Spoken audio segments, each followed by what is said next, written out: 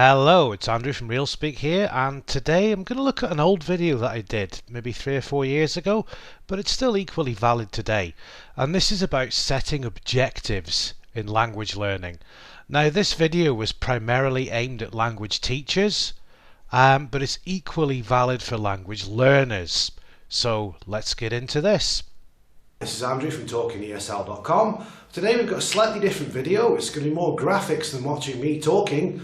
And we're going to be looking at Bloom's taxonomy of learning and how that relates to language teaching or language learning. So enough of looking at me just now and over to some graphics.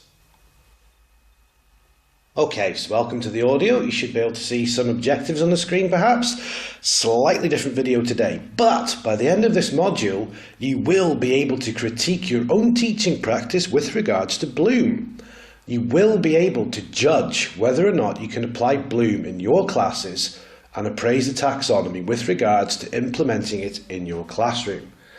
So to begin, what is Bloom's taxonomy?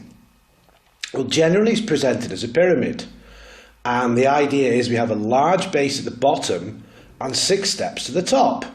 And at the bottom we begin with the word these days with remember, which is all about recalling facts and basic concepts. We then move up to understand, which is explain ideas or concepts, apply, which is use information in new situations, analyze, draw connections among ideas, evaluate, justify a stand or a decision, and create, produce new or original work. So that's all well and good. How does this actually affect us, and what's the history of it? So in 1948, Benjamin Bloom and a group of psychologists studied classroom activities and goals teachers had while they were planning these activities. Throughout this study, the 3 domains were concluded. They arrived at the cognitive domain, the affective domain, and the psychomotor domain. And the cognitive domain was split into a hierarchy of 6 thinking skills, which were knowledge, comprehension, application, analysis, synthesis, and evaluation. So in 1956, the original Bloom's taxonomy was published, some 8 years after the initial investigation began. According to the original taxonomy, the lowest order of thinking is knowledge, which is remembering something, and comprehension was the second one. And these tiers were used as building blocks to help teachers scaffold or support their lessons and build students up to a top tier of thinking. And there were 6 levels of learning. The 6 levels can be used with learning verbs to plan the learning objectives. This is primarily about objective setting in classes and courses, okay? So remembering was about retrieving, recognizing and recalling knowledge from long-term memory as the most basic element of the pyramid, the base. Understanding, the second slice of the pyramid, was construct information from oral, written and graphic messages. Apply, or applying, carrying out a procedure through application. Analysing is breaking material into constituent parts and analysis of how these parts interact. Evaluation, have the learners make judgments based on standards. Creating is reorganising elements into a new pattern or structure. So the idea of the pyramid is that the higher order thinking skills are at the top and the lower order thinking skills are at the bottom. And according to the theory, to attain the higher order skills, the lower order ones must be completed first. So higher order thinking skills, what are they? Well, no one thinks perfectly or poorly all the time. It's a mixture of both. Memorizing something is not the same as thinking about it.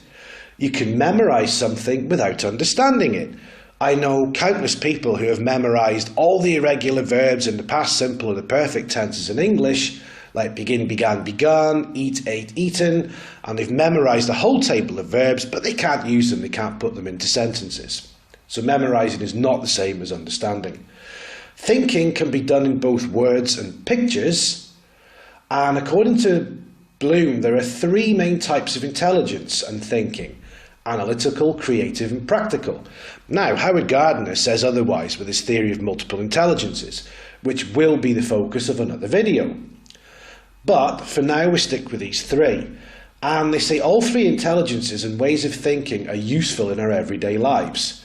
It says you can improve your thinking skills by understanding the processes involved in thinking, which is metacognition, thinking about thinking. And this is a higher order thinking skill. To continue, higher order thinking, or HOT, does not include memorization. Higher order thinking requires that we do something with the facts we have available. We must understand them, connect them to each other, categorize them, manipulate them, put them together in new or novel ways, and apply them as we seek new solutions to the problems presented. Higher order thinking involves metacognition, so thinking about how we think. And when a learner uses metacognition, they are contemplating and revising their thoughts continuously to make sure that they really understand and they can apply and analyse and create with the information given. 2001 saw a final revision to Bloom, which I'll put on the screen here now. And there is a difference in terminology here between the old version and the new version. So in the original, nouns were used to describe the level of thinking. In the revised edition, it uses verbs to describe the levels of thinking. The structure is slightly different too. In the original, it was one-dimensional, using the cognitive processes, and emphasis was originally for educators and psychologists, but it was used by many other audiences. Whereas in the revised edition, it's more two-dimensional, using the knowledge dimension and how it interacts with the cognitive process. And we'll look at an interactive grid in a moment. Emphasis is now placed upon its use as a more authentic tool for curriculum planning, instructional delivery, and assessment. So here we have a knowledge grid. We've got factual knowledge, which is the basic elements that must be shown within a discipline. So is it vocabulary, is it grammar, with teaching English as second language? We have the conceptual knowledge, the interrelationships among the factual knowledge. So how does the past simple react with the present perfect, the past continuous, and so on? The procedural knowledge, how to do something, methods of inquiry, the criteria for using a skill, algorithm, technique, or method, and the metacognitive knowledge, the awareness of one's own knowledge. So we can see this represented in this nice little table here. So how can Bloom help with class design? Well, to do this, we need to look at the Bloom wheel, where we'll begin with knowledge. And we can use words connected with knowledge such as identify, select, write, recite, list, name, repeat. So these are quite basic activities, but they build the base of knowledge to progress. With comprehension, we can ask people to explain something, to relate, to describe, to paraphrase. So they're putting it into their own words, or they're making a description about the knowledge. With application, we can ask people to build, construct, solve, report, produce, or apply the comprehension and knowledge that they've already worked through. When we move to analysis, we can look to categorize information, maybe by building a model of something or writing a report. We can investigate, so we can go further into a subject. We can compare, so let's compare the past simple and the present perfect and how they interact. Debate, so we can talk about these things and analyze how they interact this way. When we move up to synthesis, we can have compose, design, invent, plan, formulate, originate, devise. So it's quite creative. And here we're looking at things like stories, maybe design a report, plan an experiment, and so on. We can look at songs, games, inventions, sets of rules, principles, and so on within the concept of synthesis. And when we get all the way up to evaluation, we can look for the verbs solve, critique, criticize, appraise, assess, conclude, justify, and judge. And some of the products we can have could be a conclusion, an evaluation, a group discussion, a recommendation. So all this information is getting evaluated and used. So this is how we can use these in the class, and I'll put the wheel on the screen as well. Now, Bloom is primarily used for planning objectives. So we could say, before you understand a concept, you have to remember it. To apply a concept, you must understand it. To analyse a concept, you must have applied it. To evaluate a concept, you must have analysed it. To create an accurate conclusion, you must have completed a thorough evaluation. So as you introduce new concepts to students, they will need to remember, understand and apply this concept before moving on to the higher order thinking skills, as you can see on the Bloom wheel. So how are we going to write learning objectives? Well, to begin with, we start with a STEM sentence such as, after completing this module, you will be able to. Then you need to determine the learning outcome. What is the product? What will the students be able to create after this module or course? What can they do to show mastery of the concept? So consult the Bloom wheel again to select the appropriate verbs. So within this video presentation, I would hope that the outcome is, as we mentioned at the beginning, that you can critique your own teaching practice with regards to Bloom. You'll be able to judge whether or not you can apply Bloom in your classes and appraise the taxonomy with regards to implementing it in your classroom. And as you can see, the wheel contains 6 levels of cognitive or thinking domains in the centre, and the suggested verbs and activities for each of the 6 outside. Just a note on the word understand. I don't use it in my learning objectives. It's from the lower order of thinking skills or cognitive domains. It's vague. It's similar in fashion to words such as know, appreciate, become familiar with, learn and become aware of. They're very vague terms and they're not good to be used in a set of objectives. Well, now that you've got this information, you can write the objectives for your class in a complete sentence.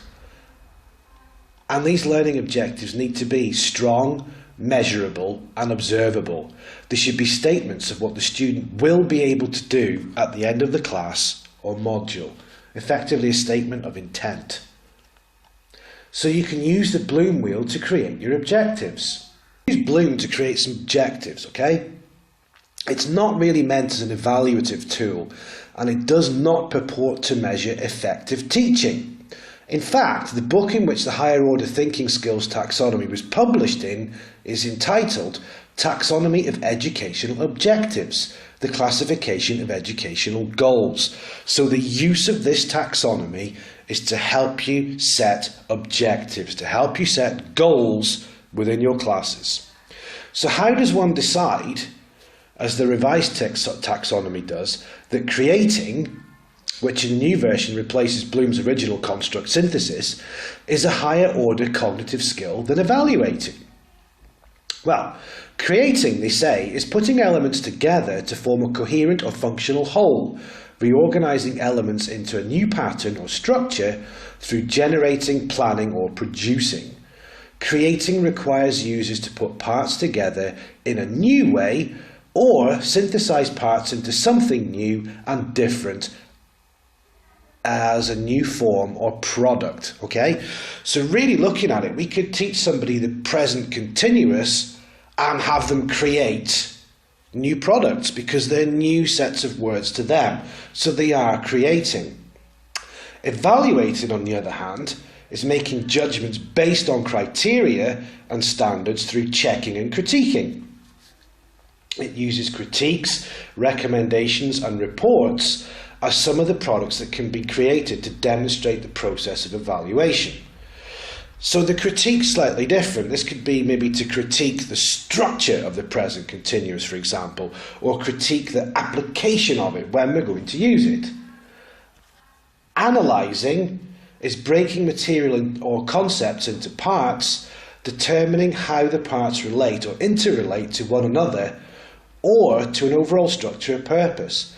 Mental actions included in this function are differentiating, organising and attributing, as well as being able to distinguish between components or parts. So let's look at this with a view to language learning. Well, let's take speaking. In speaking, an advanced learner may already have automated the lower order thinking skills. They've understood what's being taught. They can talk about what's being taught. And they will focus all their cognitive or their thought processes on the top half of Bloom's pyramid.